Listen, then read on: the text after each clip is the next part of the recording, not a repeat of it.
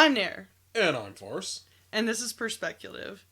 And today we wanted to start a new segment that we dubbed Rogue Wave. It's a segment in which we talk about scenes that almost made us drop a show outright. Mm-hmm. Or at the very least, scenes that tested our desire to continue watching the show.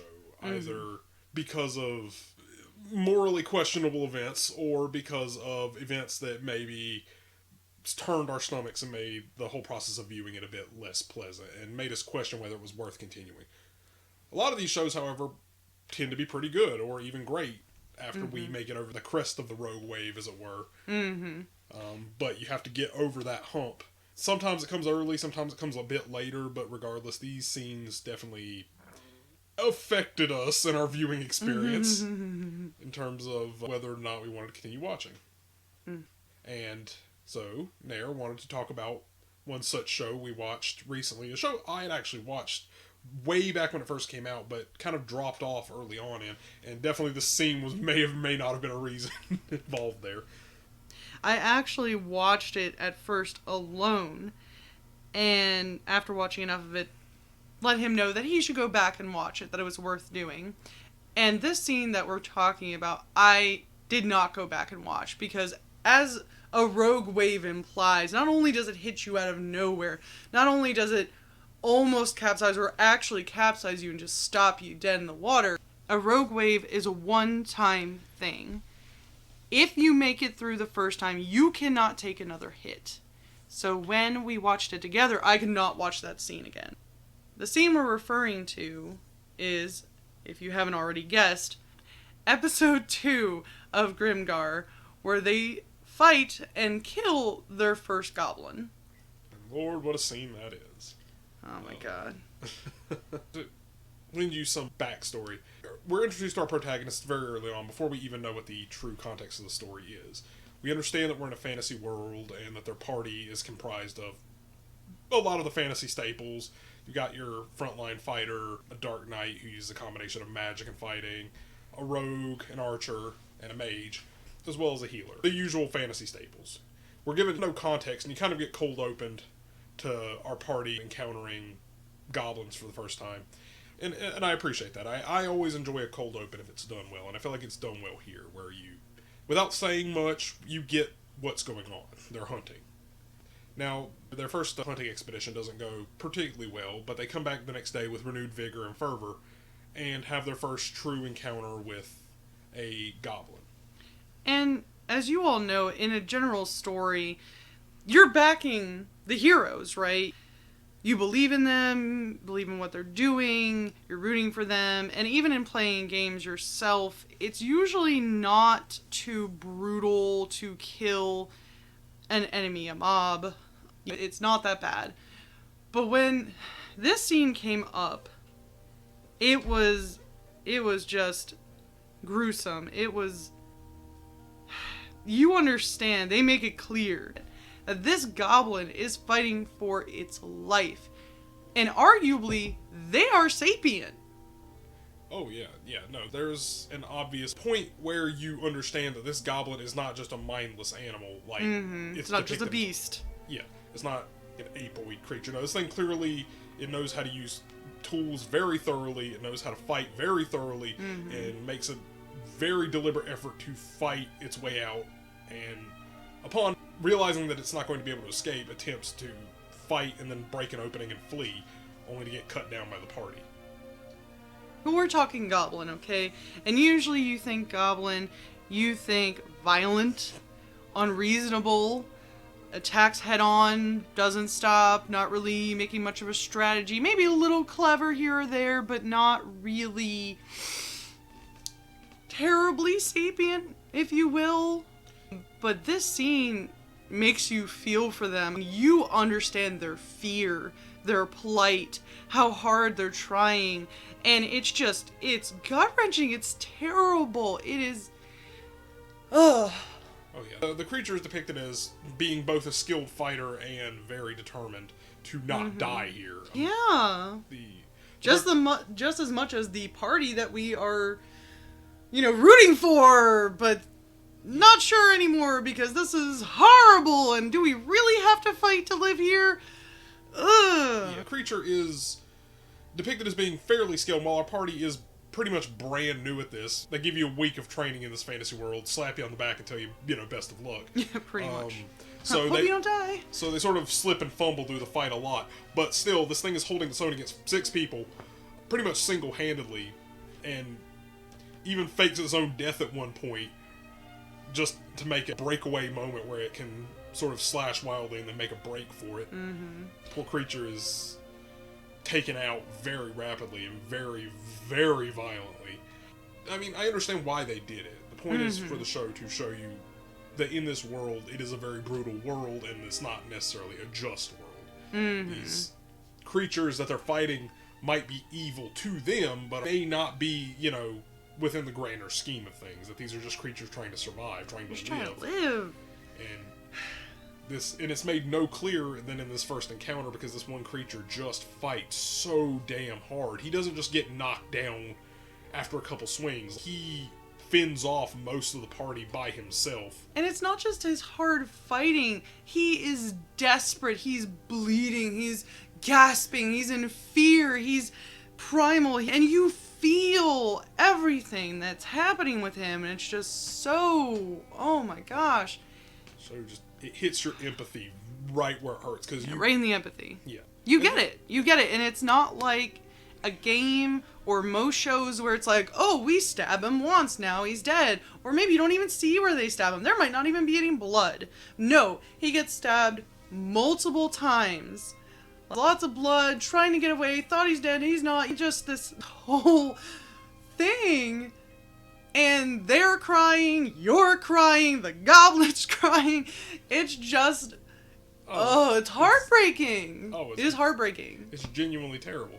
I understand why, and it's actually a very well done, very well executed scene, because it depicts both the nature of the world they're in, the merciless nature, the ferocity of the creatures they're going to have to fight, and the determination these creatures have to live just the same as our protagonists. They are not mindless animals, not cows waiting to be slaughtered. These are creatures who are not just feral, but active and will fight to survive. Even if they run off bleeding, they will still attempt to make an escape. And it hits you right where you feel empathy, because you don't want them to have to kill this creature just for the sake of how hard he fought to stay alive, because he's just drinking by a river quietly. Just minding his own business. Minding his own damn business, trying his best, and just gets cut down by this group of adventurers, and they themselves are made to feel very... 6-1 too. 6-1. It's not even fair, man. 6-1, and he still managed to fight them. I mean, granted, they basically get a boot camp in their chosen job, and then immediately get kicked out the door. But regardless, he still put up a pretty damn good fight, and only got caught because he got swung at from behind, and then brought down and killed by the party's attacker. Stabbed over and over while he was crying. Which you guys are familiar with Ronta. He is not a touchy-feely, soft guy. Well, on the inside somewhat, but he is not one of those people. To see him sitting there crying as he's killing this thing and having all these bad feelings afterward, just not able to be happy with it at first or enjoy it, because it's not something that's enjoyable. And it shouldn't be. And that's what's good about Grimgar, is it's not just another, we're gonna defeat all these monsters, we're working together, blah blah blah. No, it's realistic. And in reality, if you're a person who has never done anything like this before, it is going to tear you apart. And it does. Oh, yeah, no. And the party just feels bad at first. It's a victory, but it's a victory they feel almost disgusted with themselves for having done. It does serve as a pivotal moment for them, as it shows them why efficiency is necessary, almost as a mercy to the creature itself. Simply because if they mess up and the creature is forced to fight, it almost scars the creature as much as them mentally having to fight it. They're forced to a point of almost slaughtering the creature rather than killing it, out of sheer desperation to not be killed by it, but also to reap the rewards of hunting the monsters in their area. And to be fair, they are forced to. I mean, they go into it knowing absolutely nothing, having no memory, and it's do this or die. But you know reality, and you know that there's possibly another way, and that makes it so much harder watching it. Can't we all just get along? No. Can't we just live peaceably as a farmer? But it seems like only the NPCs get to do that, but those that are brought in, not so much. At least that's what we assume. Yeah. Now, I have yet to dip into the light novels, so I don't know if I can really speak to the efficacy of the rest of the story and how things go moving forward, but there are further elements where the characters are made to feel like they're not necessarily heroes, rather than invaders in these monsters' territory. Very much so. In these dens where the monsters live. Just living their lives, man. Just living their lives. Yeah. Yeah, these... there are many times where they're in the territory of creatures who aren't actively seeking to fight or hunt humans or even interact with them actively, and come in there as the invader and on multiple occasions sound like get their asses handed to them. Well, and surprise, surprise, they're attacked on sight. Because when those creatures see people, what happens? They die, or their loved ones die. Exactly. So it makes sense. And it's just, like I said, it is a Rogue Wave scene that if there had been one more like that, I wouldn't have been able to finish the show. And I really liked the show. I really did. Yeah. But I would not have been able to finish it had there been another one like that. Yeah. And to an extent, it actually parallels what happens later in the anime, but where the protagonists sort of have the tables turned, where they are faced with an overwhelmingly powerful threat. And that's hunting them down. Yes, actively hunting them, as if to be on a shoe is on the other foot type situation. And I think it's actually some good narrative mirroring. You have the protagonist on one end of a situation at the start of the story, and then kind of reflect it on the other end of this, towards the tail end of the story, where they're actively being hunted like the creature they killed at the very start. In an unfair, one-sided, just brutal ass-whooping that kind of reflects what was happening at the start, and I do appreciate that now that I think about it. But yeah, that's pretty much the scene, and I'm sure you're all familiar with it. I think that's all we had to say on it, right? Just a rough Rogue Wave that we barely made it through, especially me. Yeah. I was out there floating on one piece of driftwood, just almost gone. Just about to drown, about to do a jack, like going down, man. Yeah. No, and as you may have guessed, Nair is very much an empath. I kind of am too, but I just show it less. But yeah, no, it definitely hits you right in the gut with that. Cannot hold all these feels. Yeah. And again, it's well reflected in the protagonist because they're not comfortable with it. The goblin's certainly not comfortable with it, and everybody kind of walks away from it mentally scarred or dead. No. Yeah, I mean, the show, again, is good, guys. It really is. I gave it an 8. And that was a tough decision. I mean, I think I wanted to give it an 8.5, but you can't on MAL, so, you know. But yeah, it's a really good show, and I'm glad I finished it, but there's just no way I would have made it through another scene like that. It was... Yeah, it was harsh. It's harsh.